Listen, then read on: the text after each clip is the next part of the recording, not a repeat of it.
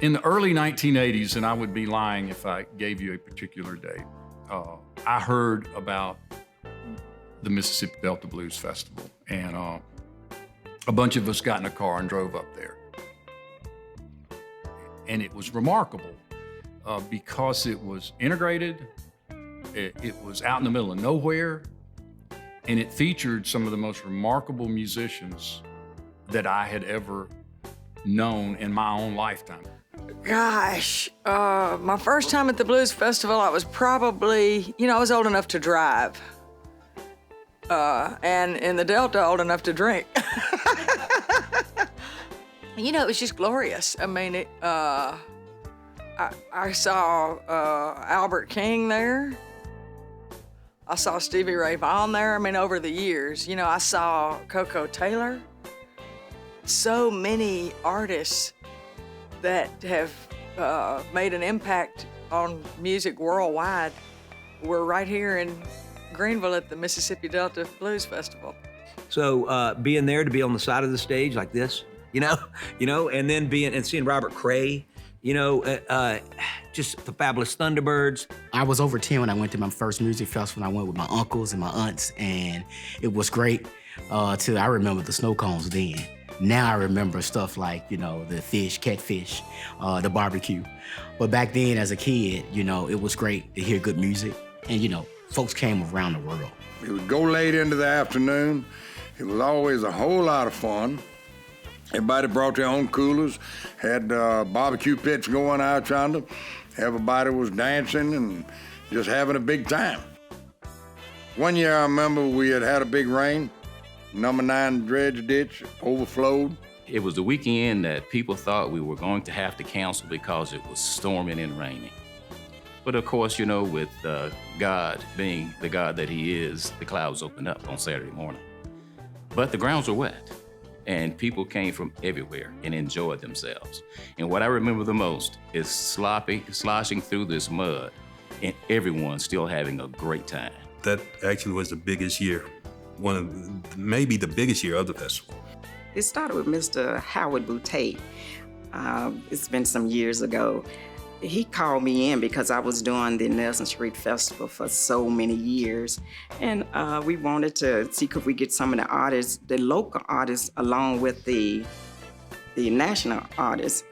And the thing that the Delta Blues Festival did so magnificently was they would have a iconic artist, say Albert King, on a stage. And then they might have Bobby Rush, and they might have Bobby Bland, and they might have Tyrone Davis, and on and on and on it would go.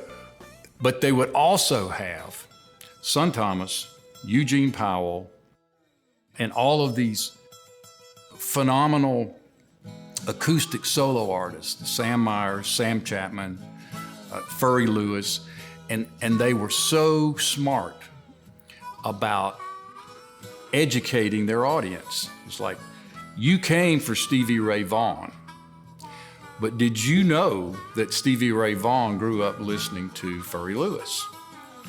It also did things like help us as legislators and the Mississippi Development Authority, MDA, to take a look at tourism and what the blues and the festivals had to do with bringing tourists back into the Delta area. So it brought about the Blues Trail. When you talk about an economic impact with this festival, the hotels are filled here in Washington County. Not just Washington County, the surrounding areas, as far away as Greenwood. Of course, across over in Arkansas through Lake Village, up in Cleveland, Mississippi. And you think about the fuel that's being purchases that are being made in the stores. So the economic impact is huge. And people don't just come and spend one night. They spend several nights. Delta Blues Festival, we got to keep this alive because they're the oldest and the last one left. This is it. Without this, when this is gone, like a dinosaur, won't be no more. And I'm afraid of that, and I want to keep this alive as long as I'm alive.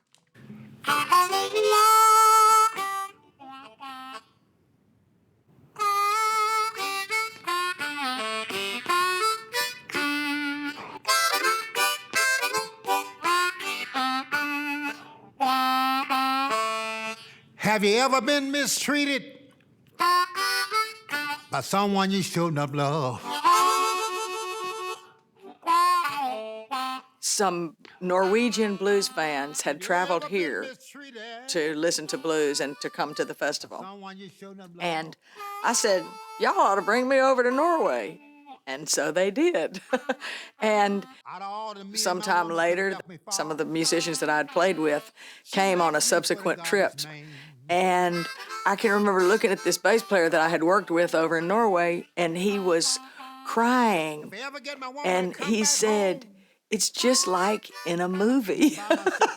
You know, he had never been immersed in the real thing, just real, common Mississippi people barbecuing in the middle of what used to be a cotton field. You know, everybody eating and drinking and sharing and living life together. I mean, there's just nothing like it.